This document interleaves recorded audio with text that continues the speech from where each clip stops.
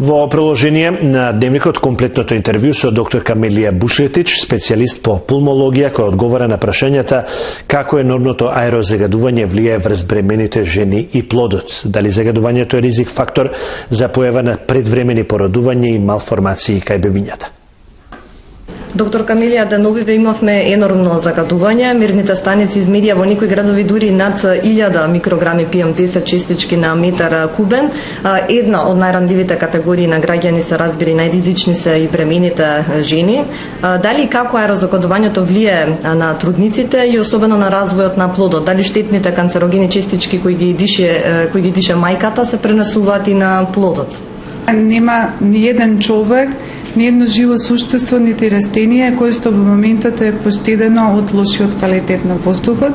Секако групите како што се децата и бремените жени се во еден поголем ризик и поосетливи во однос на овие други групи на луѓе.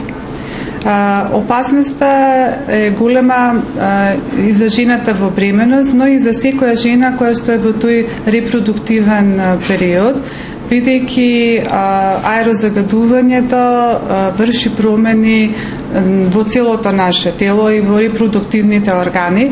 Познато е, например, дека жените кои што живеат во средина во која што имаме поголемо загадување, негде можноста за забременување се намалува за 13%. Проблемот е уште поголем кога ќе настане зачнувањето на бебето, уште од првиот момент оно е изложено на штетното делување на загадениот воздух, бидејќи преку дишните патишта, преку белите дробови, овие загадувачи доаѓаат во крвта, а преку макрофагите, тоа се клетки кои обично ја штитат плацентата и на некој начин плодот, они доаѓаат и во плацентата и оттаму и во циркулацијата на детето, дека да истите ефекти на аерозагадувањето го има и фетусот со самото зачнување како и мајката.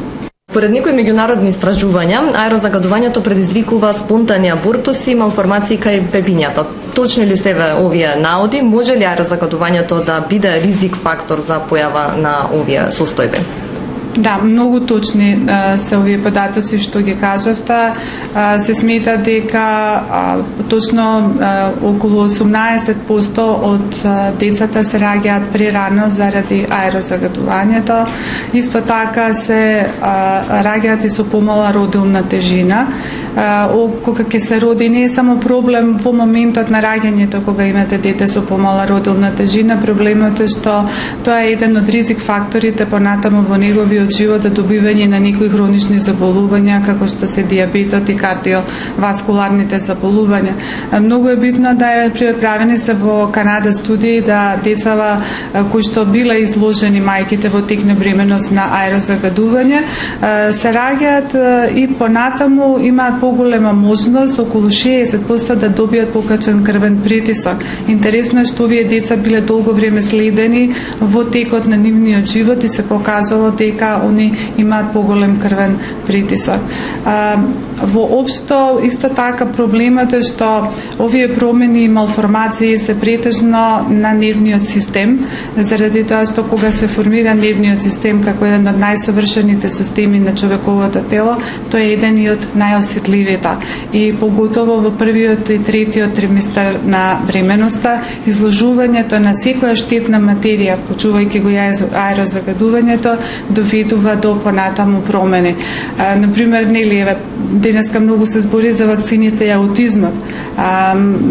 Не се збори толку како пак загадувањето аеро во третиот триместар на бременоста е исто еден од ризик факторите за аутизам. Значи, има многу работи за кои што не се зборува, се тесно поврзани со аерозагадувањето и се уште ни престои еден огромен период во кој што ќе добиваме нови сознанија што ќе направи понатаму аерозагадувањето за секој од нас и за нашите генерации.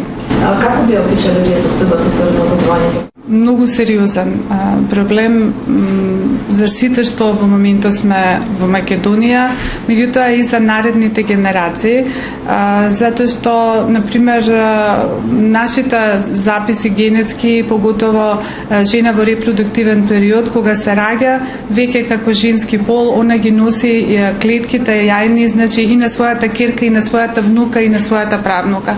Значи тоа кажува дека се нешто што во текот на животот на една жена во репродуктивниот период се ќе даде понатаму и така како голем проблем во животот и на незините поколенија.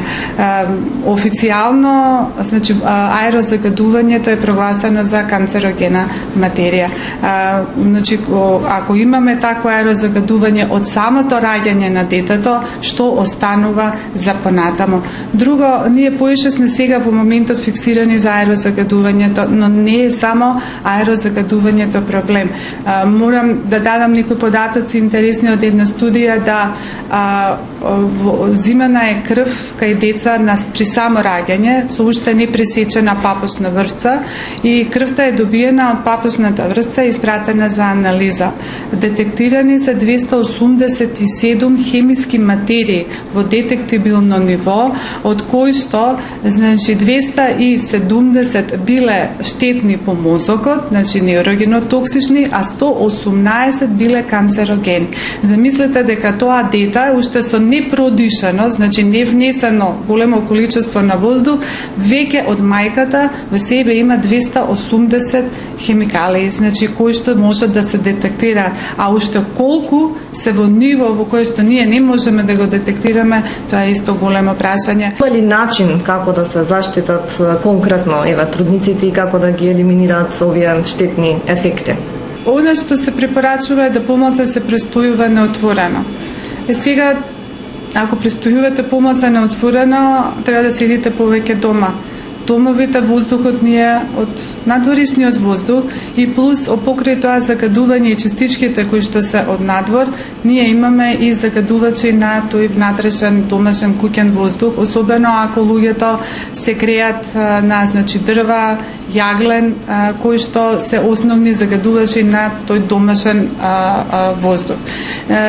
Ако на сето тоа додадеме семејство во кое што се пуши, не сум баш убедена дека тој воздух во домашна средина е многу поздрав од оној што е надвор. Секако избегнуваме еден дел од ПМ частичките, но голем дел од нив сепак продираат и во домашната средина. Не треба да се гледа проблемот само локално, нели, ние нема да излеземе надвор и решен проблемот, или додека сме надвор носиме маски. Исто така забуна постои со тие маски да е 95 и 99.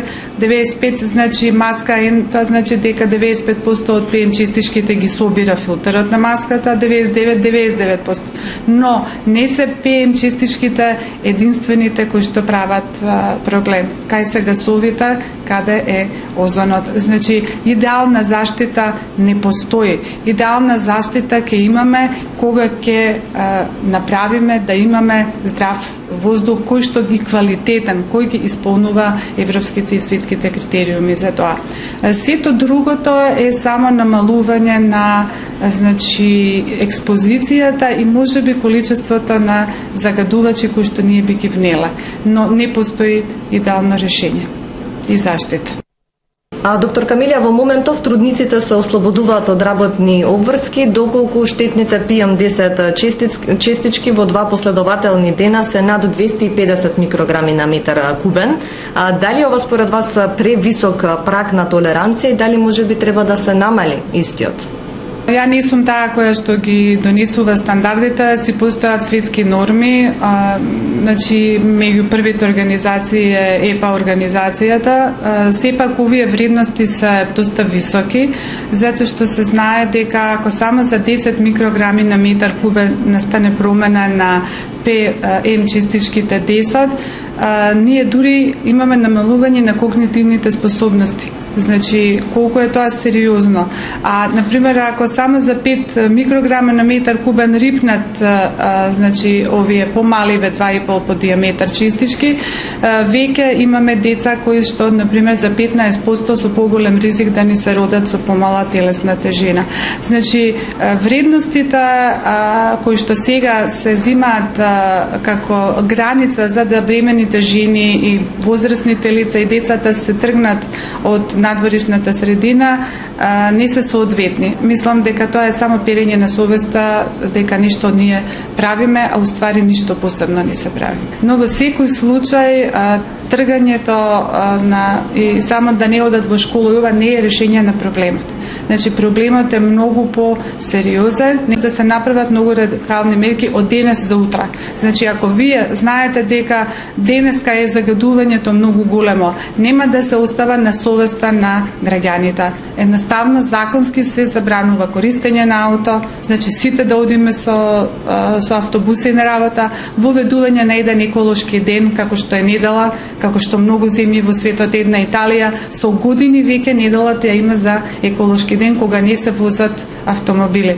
Значи, мора брзи и радикални мерки. Ние немаме време за губење, затоа што воздухот е нашиот мирен, како го викаат, silent убиец. И тоа на секого од нас.